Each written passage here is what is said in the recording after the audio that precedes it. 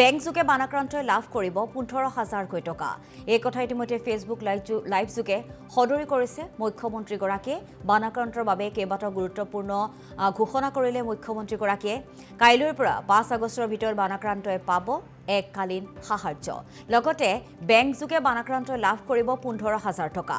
শিৱসাগৰ জিলাৰ 55,000, চৰাইদেউ জিলাৰ 20,000, যোৰহাট জিলাৰ 7,000, গোলাঘাট জিলাৰ 3,000 পৰিয়ালে লাভ কৰিব অনুদান।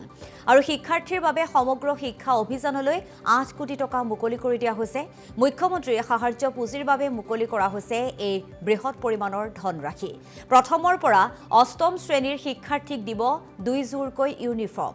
আৰু শিৱসাগৰ, চৰাইদেউ জিলাৰ 300 ইউনিট বিদ্যুৎ ব্যৱহাৰকাৰী গ্ৰাহকলৈ সকাহ।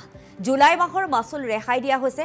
লগতে প্ৰিপেইড স্মাৰ্ট মিটাৰৰ গ্ৰাহকেও পাব একেই ধৰণৰ সুবিধা।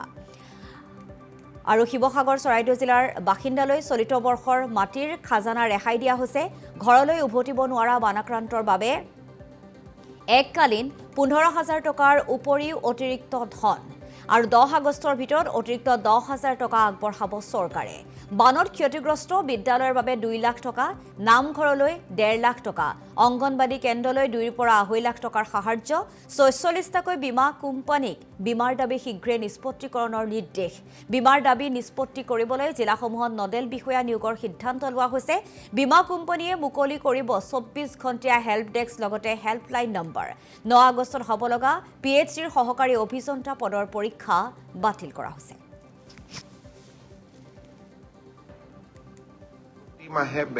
শ্ৰদ্ধাৰ ৰাইজ, আমাৰ দ্বিতীয়টো এটা বিশেষ ঘোষণা আছিল যে বান আক্ৰান্ত ৰাইজে যাতে নিজ নিজ ঘৰলৈ উভতি যাব পাৰে, তাৰ বাবে আমি তেওঁলোকক এককালীন 15,000 টকাৰ এটা সাহায্য আগবঢ়াম।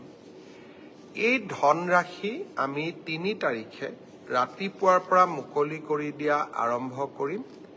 3, 4 আৰু 5 তাৰিখৰ ভিতৰত বেংক একাউণ্ট যোগে শিৱসাগৰ আৰু চৰাইদেউ জিলাৰ, গোলাঘাট আৰু যোৰহাট জিলাৰ বান আক্ৰান্ত ৰাইজে এই 15,000 টকা লাভ কৰিব।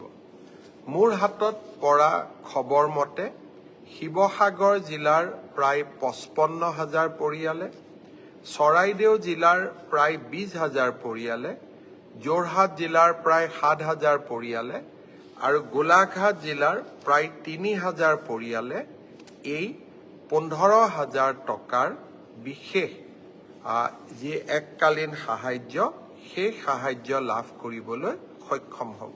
আজি মই ইউনিফৰ্মৰ বাবে ক শ্ৰেণীৰ পৰা 8ম শ্ৰেণীলৈ মোৰ মৰমৰ ভাগিনসকলে যাতে 2 যোৰ নতুন ইউনিফৰ্ম পাব পাৰে, তাৰ বাবেও সমগ্ৰ শিক্ষা অভিযানলৈ প্ৰয়োজনীয় প্ৰায় 8 কোটি টকা মুখ্যমন্ত্ৰীৰ সাহায্য পুঁজিৰ পৰা আমি মুকলি কৰি দিছো।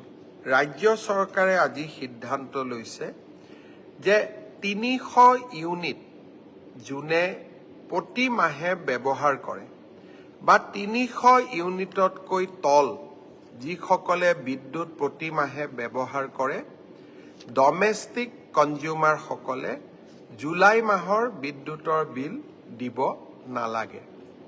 যিসকলৰ স্মাৰ্ট মিটাৰ আছে বা পোষ্টপেইড, প্ৰিপেইড মিটাৰ আছে, তেওঁলোককো আমি 300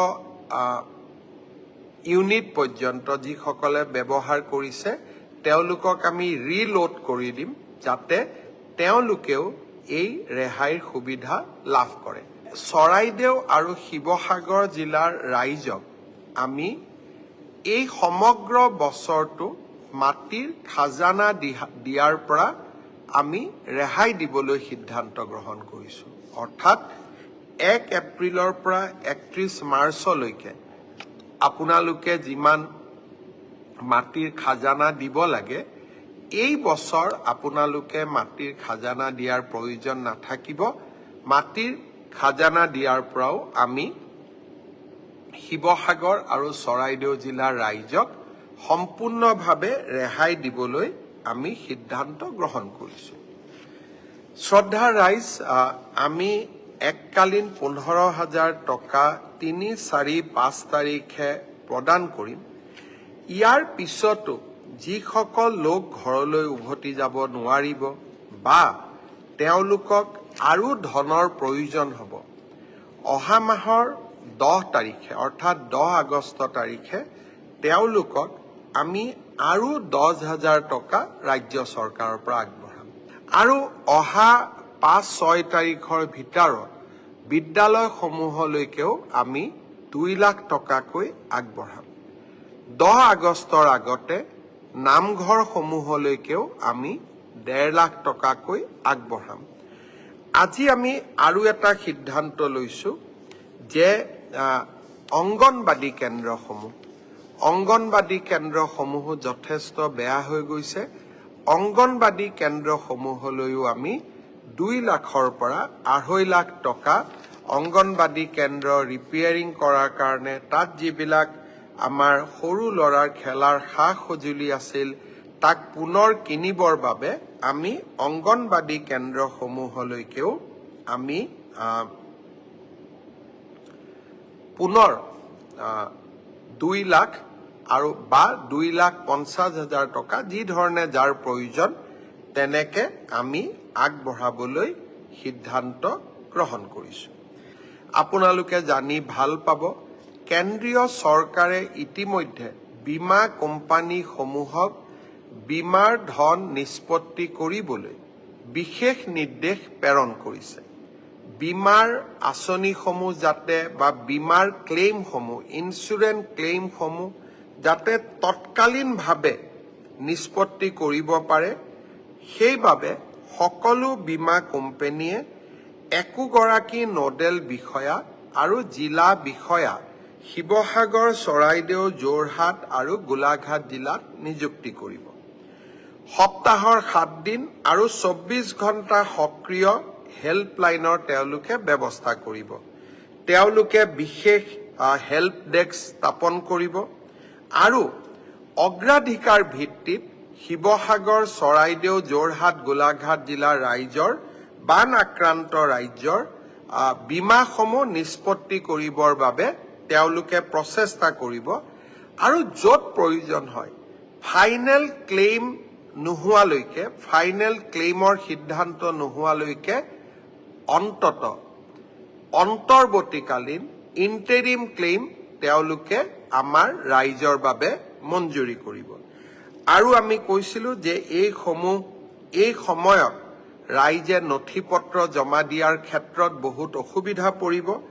বীমা কোম্পানীসকলে মোক প্ৰতিশ্ৰুতি দিছে যে যিমান সম্ভৱ ন্যূনতম নথি-পত্ৰৰ ওপৰত বীমাৰ দাবী নিষ্পত্তি কৰাৰ বাবে তেওঁলোকে প্ৰচেষ্টা কৰিব। ইয়াৰ উপৰিও আজি তেওঁলোকে মোক স্পষ্টভাৱে জনাইছে যে তেওঁলোকে এখন চিম্পল ফৰ্ম ব্যৱহাৰ কৰিব। প্ৰয়োজন হলে ভিডিঅ'ৰ যোগেদি তেওঁলোকে জৰীপ কৰিব আৰু মটৰ, গৃহ, দোকানদাৰ, বাণিজ্যিক সম্পত্তি, পশুধন আৰু ব্যক্তিগত দুৰ্ঘটনা বীমাৰ দাবীসমূহ অগ্ৰাধিকাৰ ভিত্তিত নিষ্পত্তি কৰিব।